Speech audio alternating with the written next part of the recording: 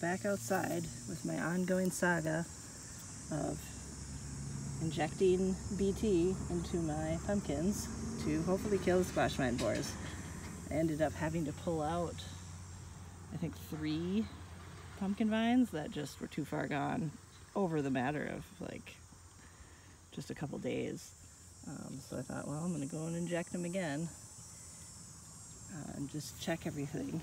And what I'm finding is, like this guy, you could see there was a hole here, and you could see the little sawdusty stuff, and I can inject in there. But there's not a whole lot of damage further up.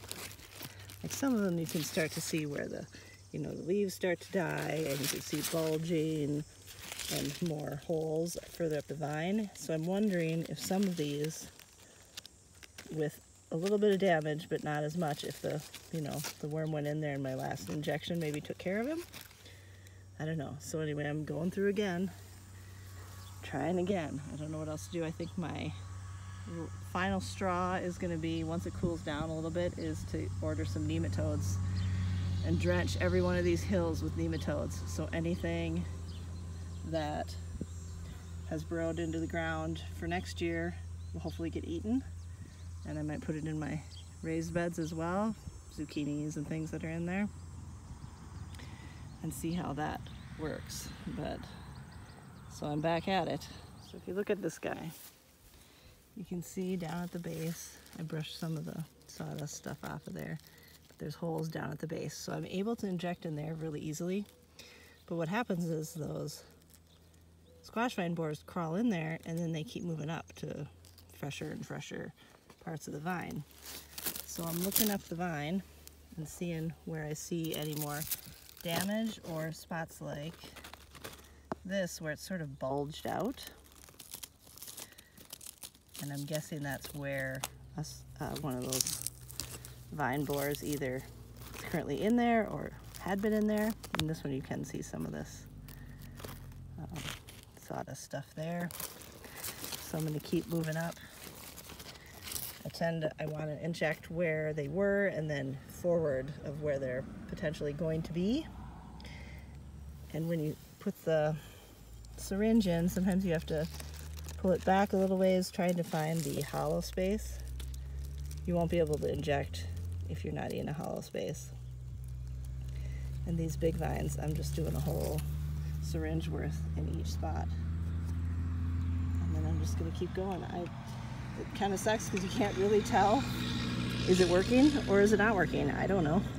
I mean, I guess if at the end of the season I have pumpkins, it certainly didn't hurt. But then when you inject it, sometimes you can see the stuff coming out the holes where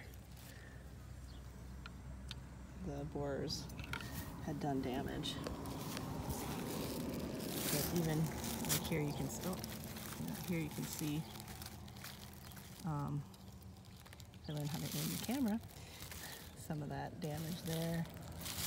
So we'll inject in that spot as well. And some of it could too be the moths leaving eggs further up the vine.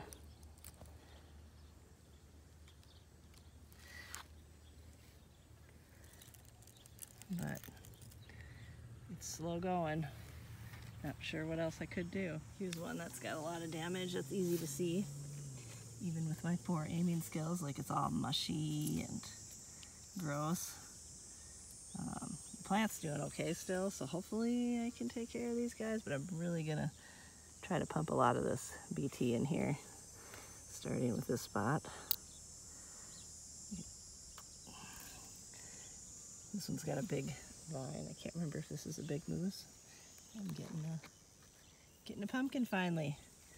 Got lots of male flowers, not a lot of female ones yet. Now here's another one. I'm going to keep an eye on this one because this is clearly got issues. It's super stunted.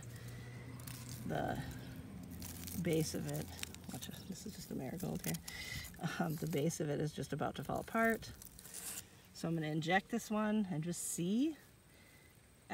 My assumption is that if this is actually doing something and the vine borers die, that this plant will start to look a lot better, but it might be too far gone, so But that's something to keep an eye on.